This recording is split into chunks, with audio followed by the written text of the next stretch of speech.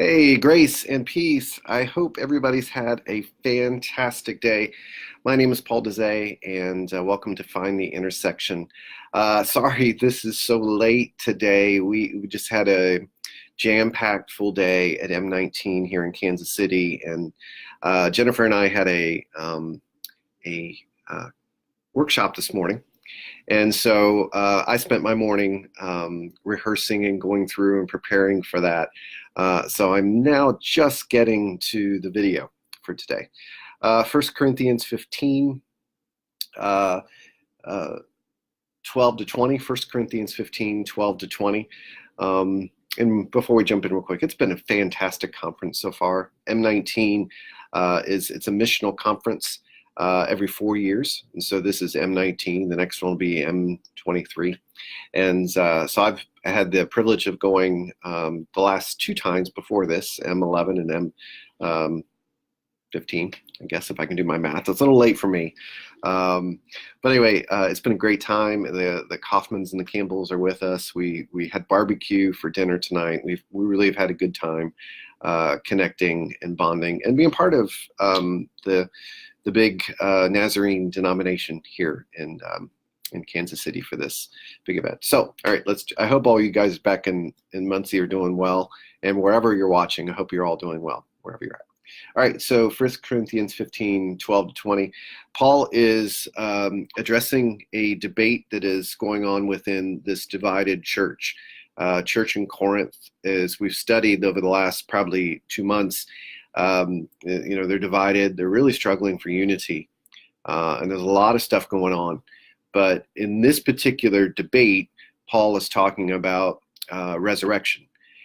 Is the bodily resurrection a real thing, a future hope? Will our bodies rise again, just like Jesus's body rose from the dead? And there were some in that church who denied it. They said, no, it's just a metaphor. When you die, the soul floats away to heaven.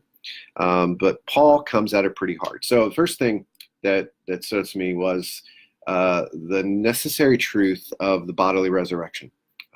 That's an important part of our faith. It's an article of faith in the Church of Nazarene and just about every Christian church, that we believe at one day when Jesus comes back, our bodies will rise from the dead.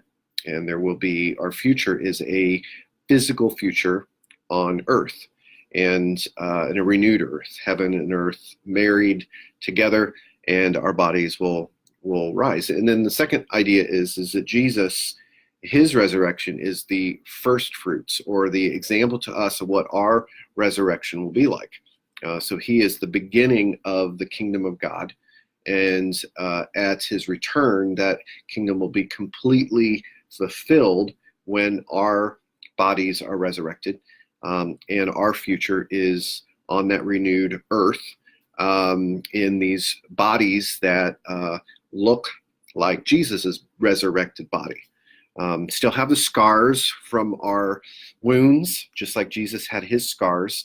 But the resurrection of Jesus is kind of the example for us. He's the first fruits of all of humanity.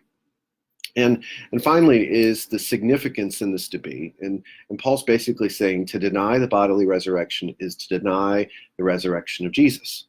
So to say that our bodies won't be risen, in other words, if we deny that we will have a bodily resurrection, then we're denying that Jesus's body was raised from the dead. And if we're denying that, then we're denying the good news, the gospel. And so that's the significance in Paul's talking about here, is that the bodily resurrection is critically important. It's tied to the gospel. If the body doesn't raise, that means death wins and love loses. Love dies instead of love victorious.